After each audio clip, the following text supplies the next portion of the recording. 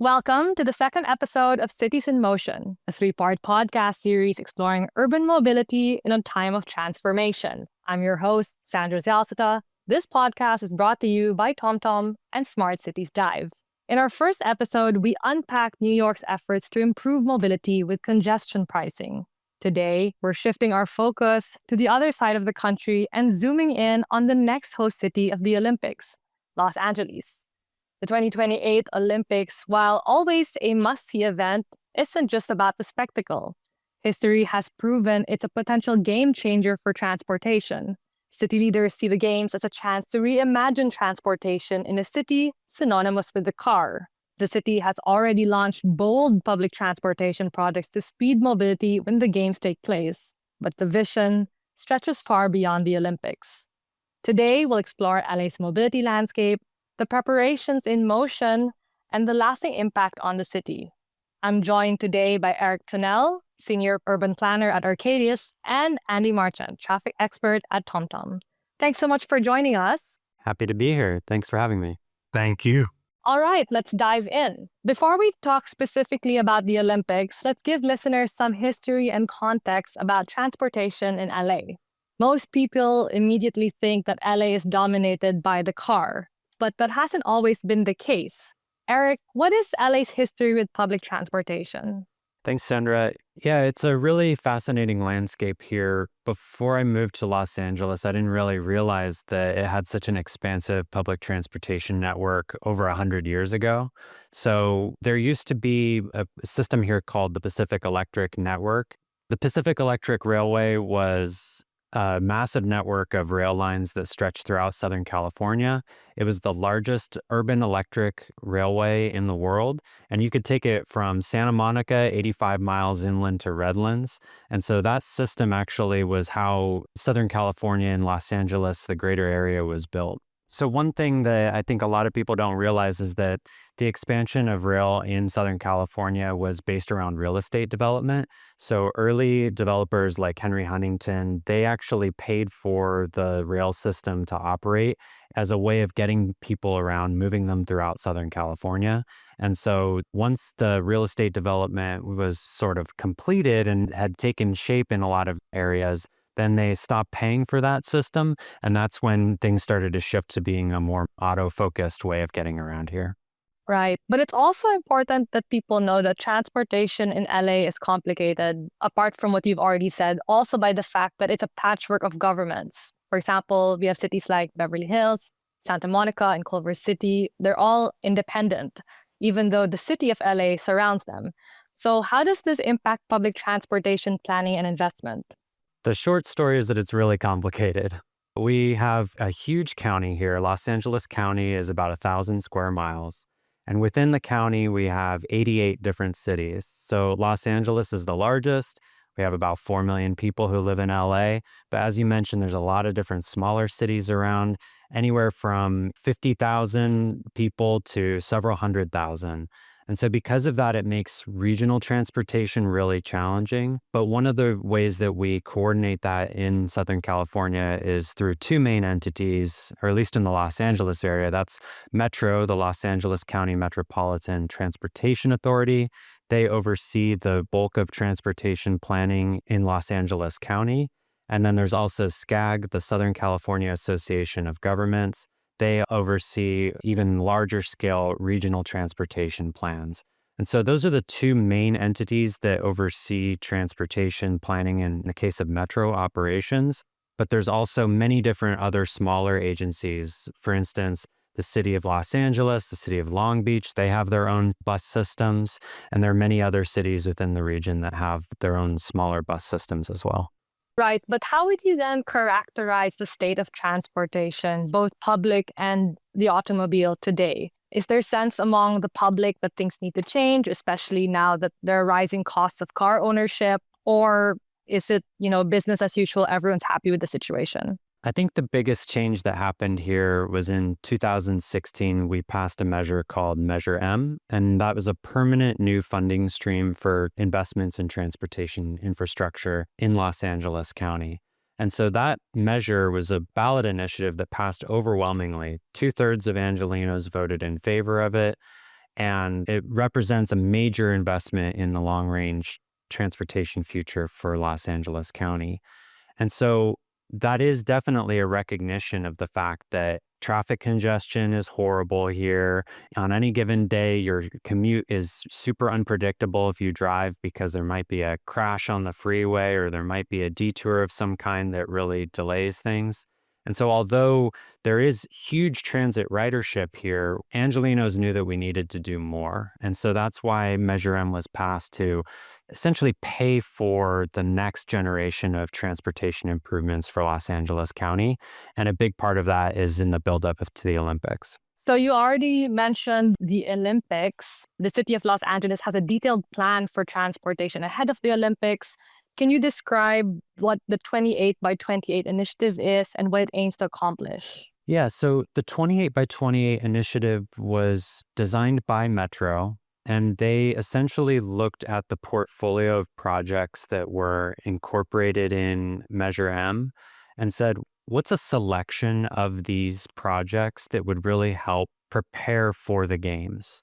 So the idea is that these aren't necessarily all new projects that are going to be built out to far-flung areas of Los Angeles County. They'd be ones that are more focused on the core services that we need to move around the Los Angeles region and to get people to and from the Olympic venues. So the idea was essentially to say, hey, everyone, we know the Olympics are coming. Let's rally around these projects to make sure that they're implemented first so that when hundreds of thousands of people come to Los Angeles, they'll be able to take advantage of them. But more importantly, those projects will be able to be used after the games are finished. They'll be a legacy for the city, and they'll help make our commutes around here better in the future after everyone's gone home. Eric, just to come back to a couple of things you said earlier with the kind of the makeup of Los Angeles, what we've seen a lot, especially over here in Europe, a lot of the cities that have hosted games in the past are very, very different in their kind of design and almost a traditional style of a city where, the city's existed for hundreds of years. It's been built up around a port city or a trading area. And then everything has grown exponentially beyond that. And obviously Los Angeles is very, very different as you described. It's multiple cities all covering the kind of urban area.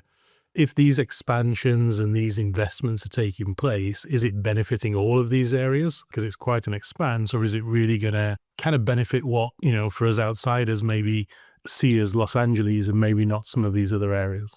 It's definitely spread out in terms of how they've chosen these projects. So in addition to them being connected to specific venues, they're also geographically distributed. And I think part of that is the reason why Los Angeles won the games is that we already had a lot of the infrastructure in place from a venue standpoint to host the Olympics because we're already a major tourist destination. We have large venues for soccer and football and baseball and all the other sports that are going to be played. And so what you see here is that the investments or the priorities that are being made in these transportation systems will be spread around to those venues, which are also distributed widely across the region. So, for example, we'll have surfing down in Orange County. We'll have equestrian events that are in, I believe, the San Gabriel Valley. They're going to build a temporary venue up in the San Fernando Valley. And so some of these places are not necessarily where our big sporting events happen on a regular basis, but for the games, they're well connected where the transportation investments overlap with the venues and help to spread the pot around a little bit to all these different cities and areas throughout the county.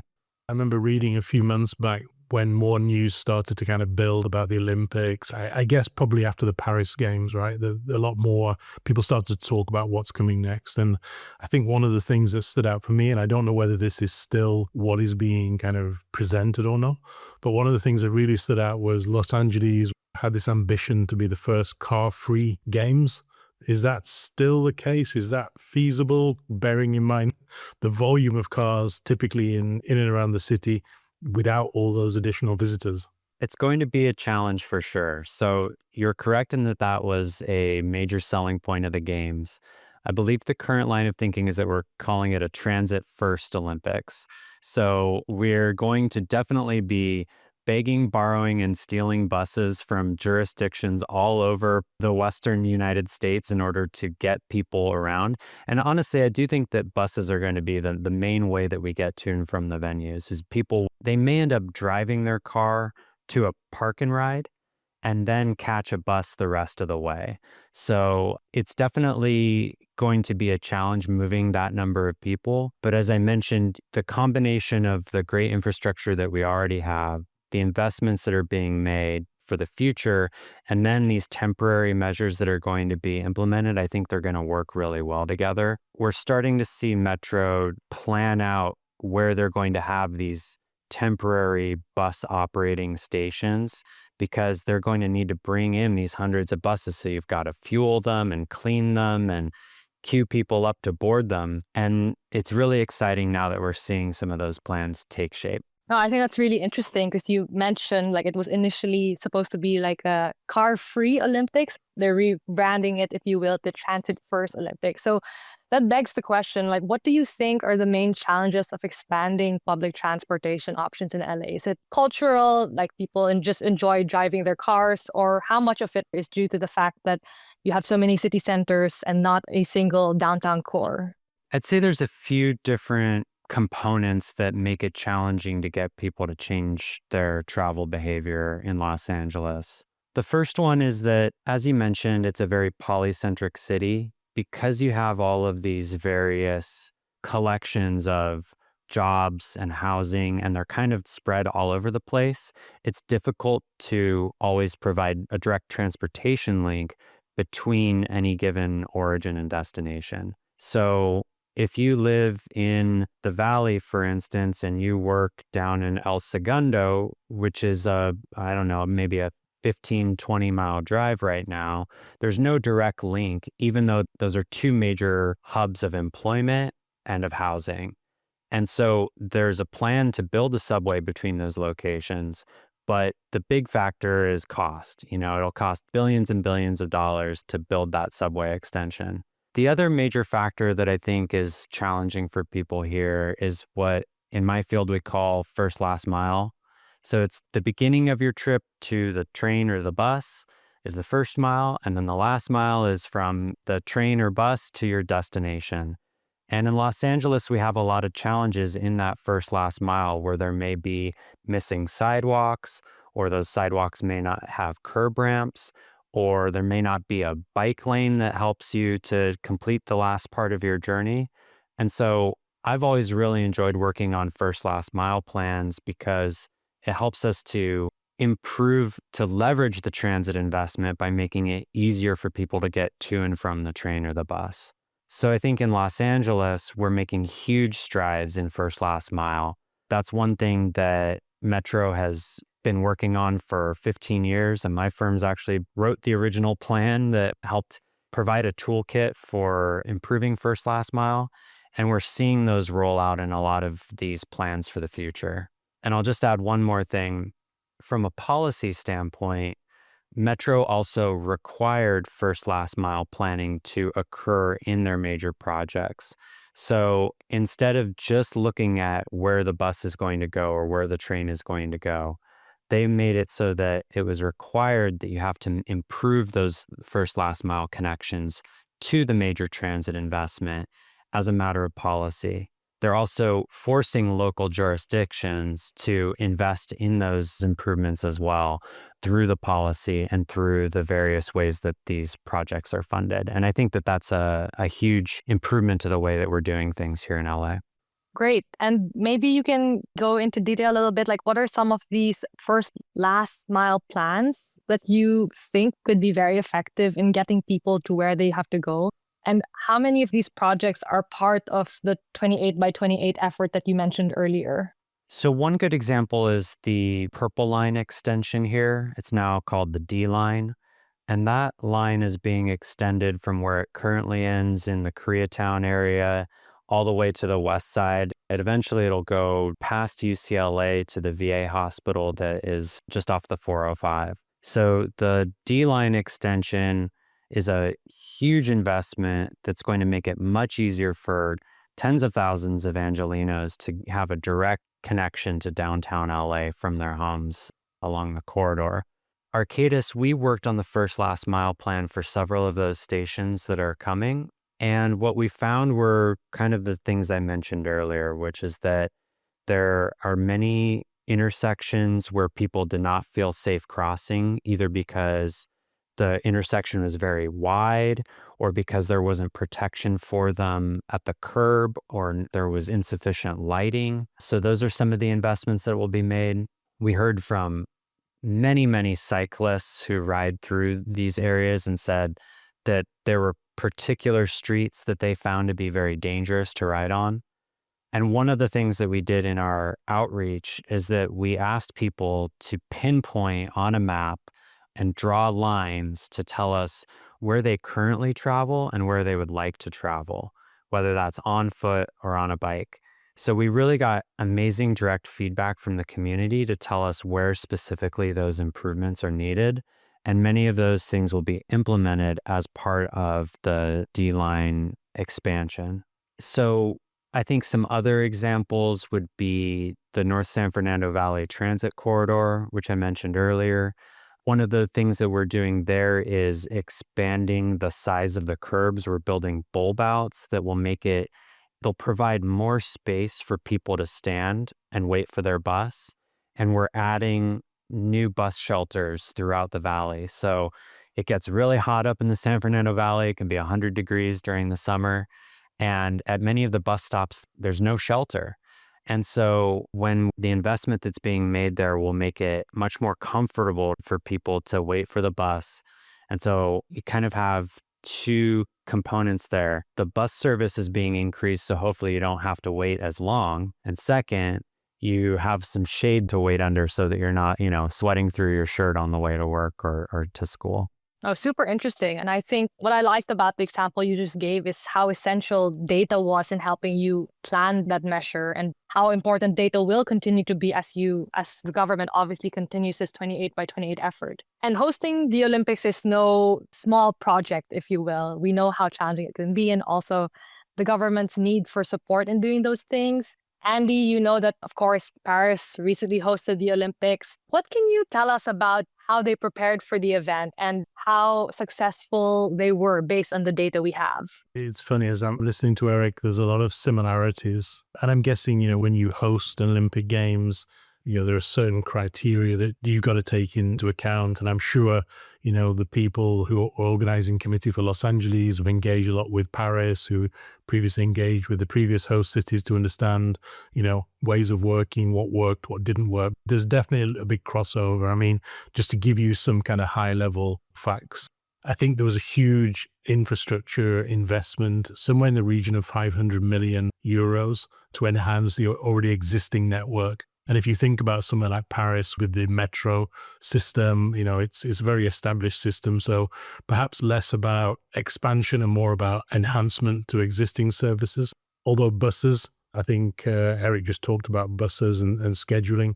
I think it was about 15% increase in frequency. So exactly the same rationale. You don't want people waiting too long for buses, but also they made sure that there was volunteers at the stations that could easily be identified to help people. Because again, you think of the thousands of people who are going to be visiting, who maybe English for Los Angeles isn't their first language, French obviously for Paris wasn't their first language, and are going to need help reading some of the signs or understanding how to get there. I think one of the other really big areas as well was disabled access. So there was a big project to improve wheelchair access, especially into some of these metro stations, getting on and off of buses, etc.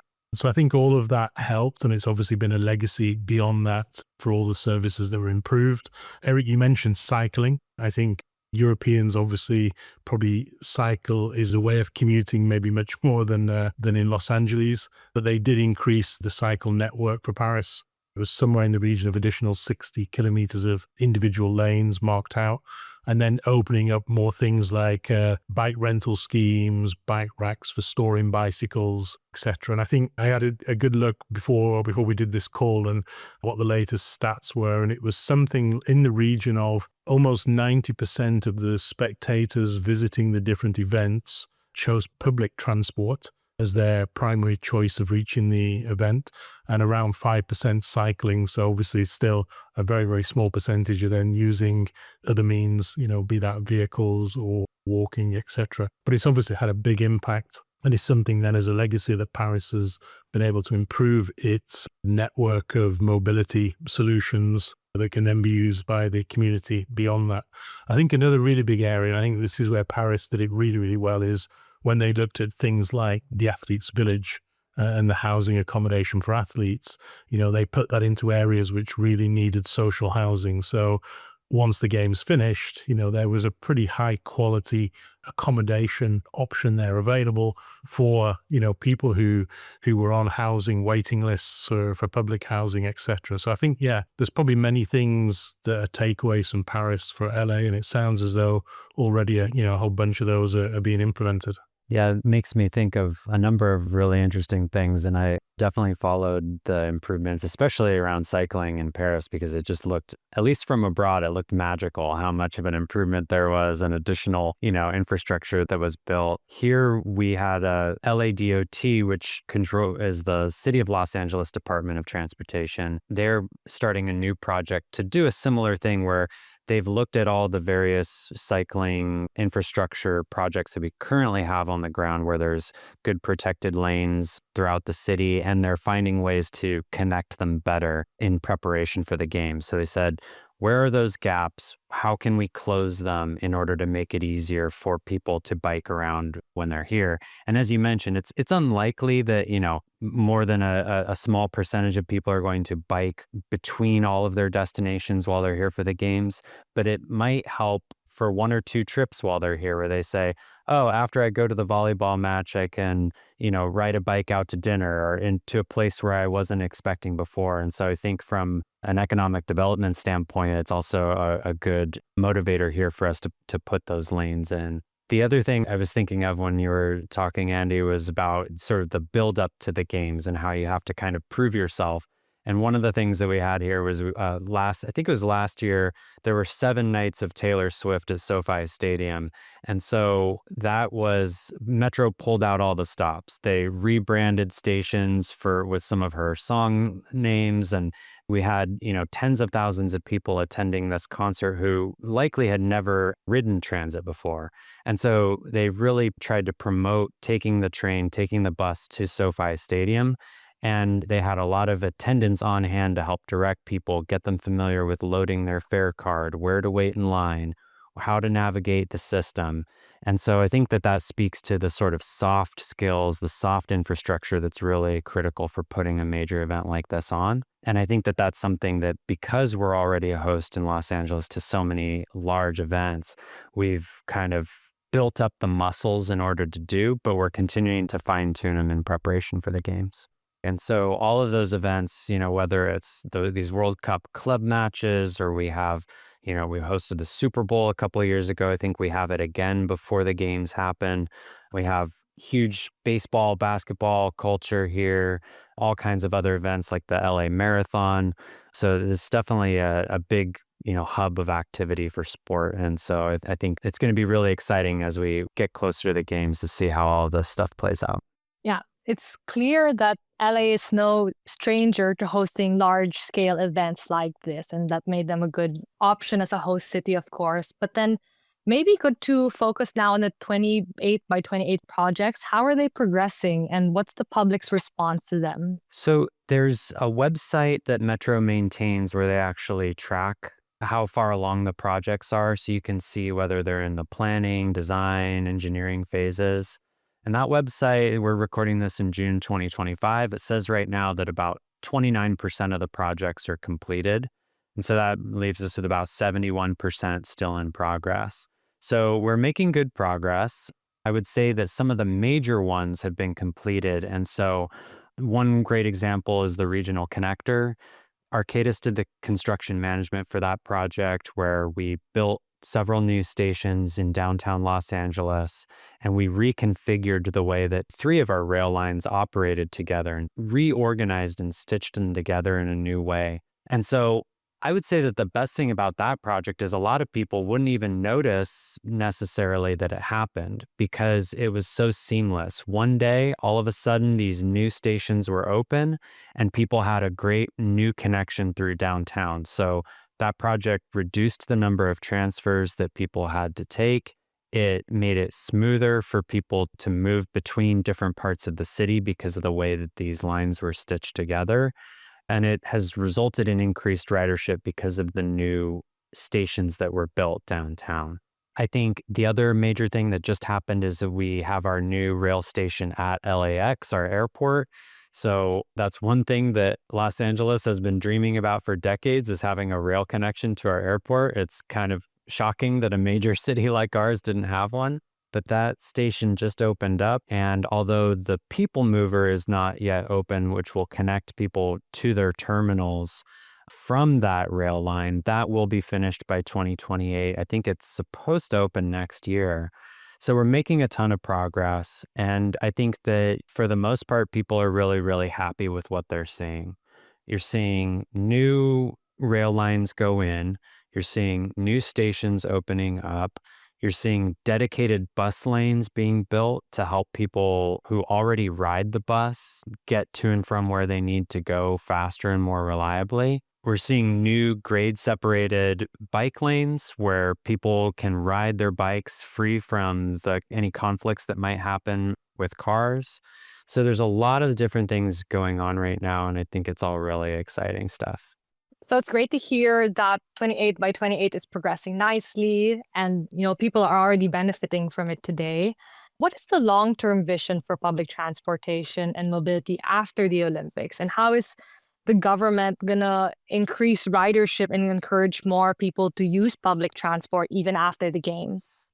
I think a major shift that will be required in the long term is building housing and building jobs and density along our transit. Ultimately, a lot of people's travel behavior is determined by land use decisions.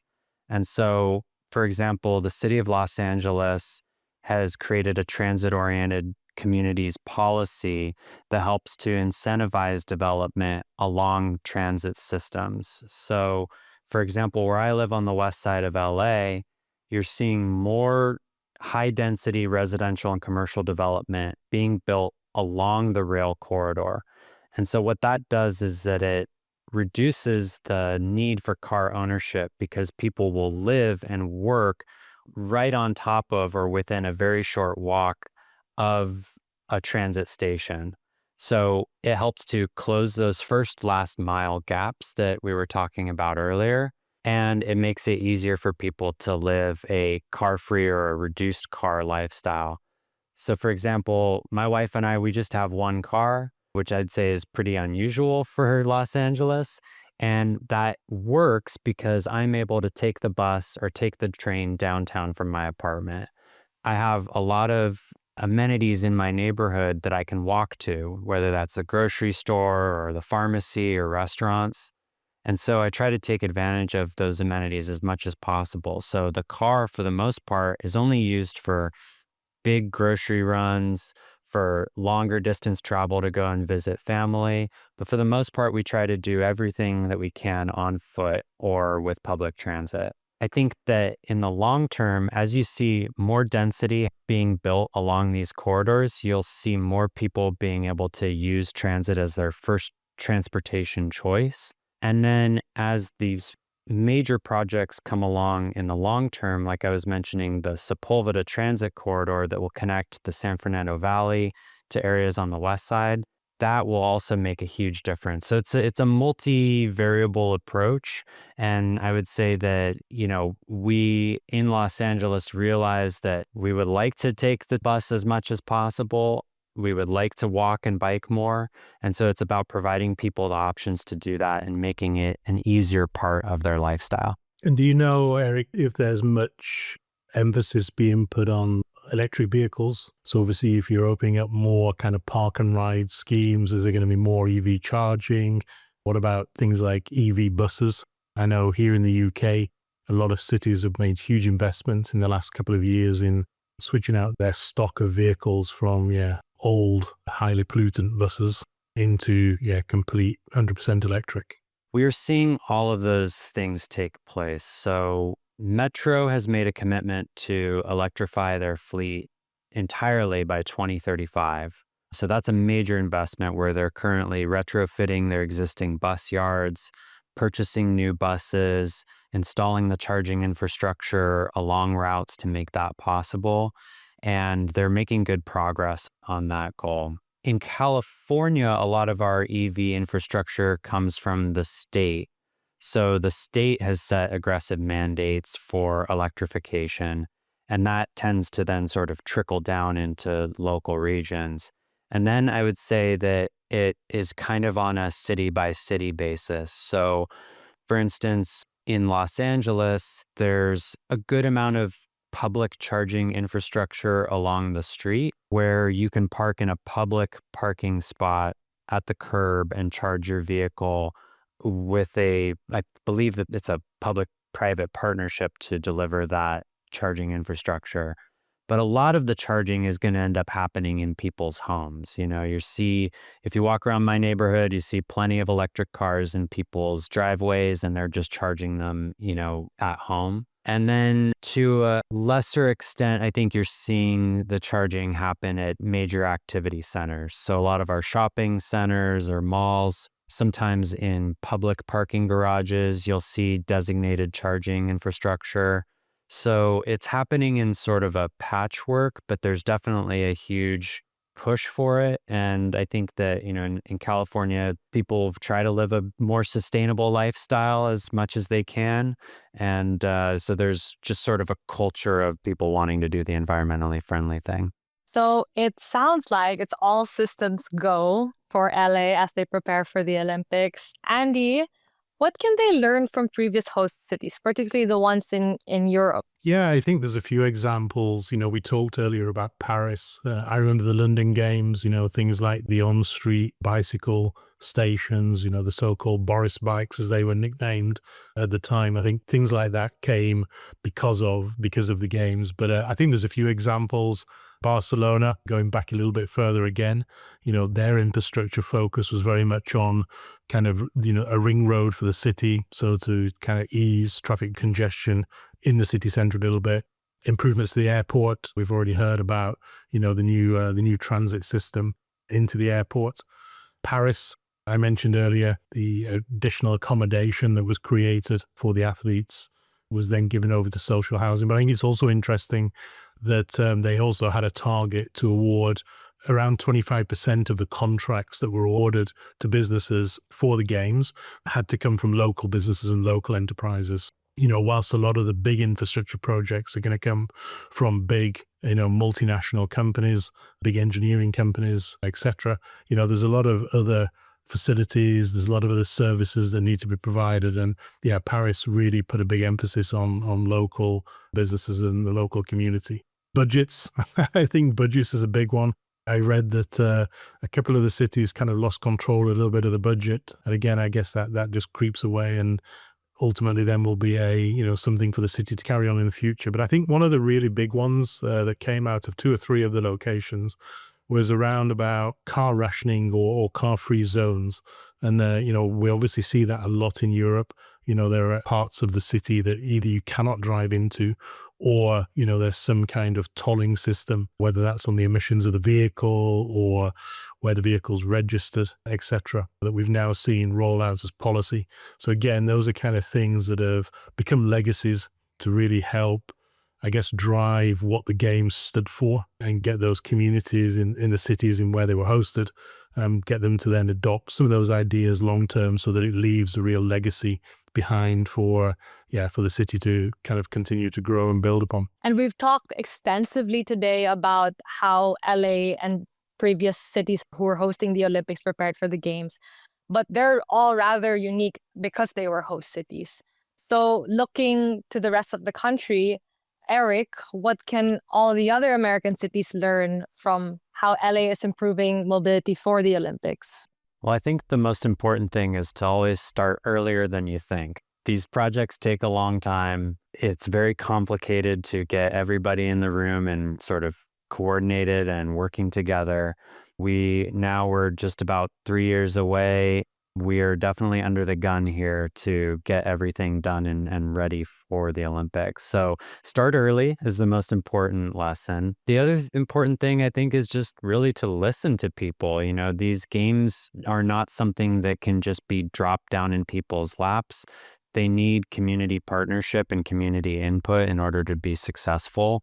I do a lot of community engagement work in my job, and it can be challenging, but it can be really rewarding as well when you ask people what would make it easier for them to move around their city, what would make it easier for them to, get a stroller on the bus. What are the things that they need to make their lives a little bit easier? And those types of things will help everyone, whether it's somebody who lives here and has grown up, lived here their whole life, or someone who's just visiting for a day or two, or an athlete who's coming and, they're bringing their whole family and they want to stay for a week or two after the games to explore. So by gathering that input from people and really finding out what's most important to them, we can plan these systems, better for the future. I think the other thing that is really critical is something that we touched on earlier, which is just that human connection.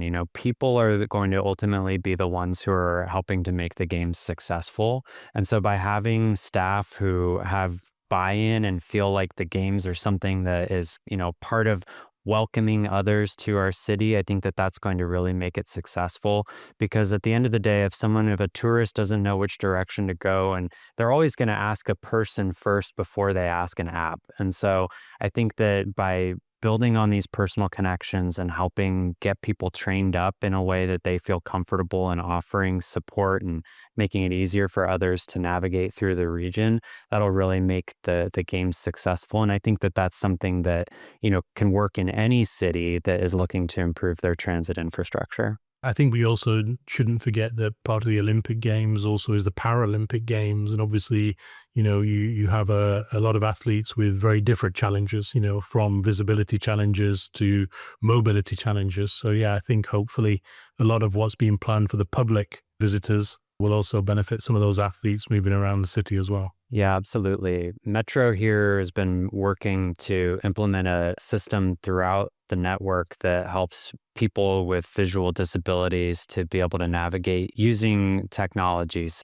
There's these kind of colorful QR codes that can be used with an app to help navigate through complicated areas like Union Station. And so that has been, I believe, really successful so far. And I think it's something that they're looking to deploy throughout the system. But as I mentioned earlier, it's those other things like the first last mile, those curb ramps, having some shade for people to wait in, and making sure that that shade works for somebody in a wheelchair, not just someone who's able-bodied. And so those improvements will be really critical for, as you mentioned, the Paralympic Games and for the legacy as a whole of what we're doing here. Great. And now, before we go, Eric, where can our listeners find you and learn more about your work? Well, you can check out the Arcadis website, which is www.arcadis.com. That has some more information about the projects that we do. We have about 36,000 employees around the globe. So there's always something interesting happening with the work that we do. And that's probably the best place to learn about the work that we do.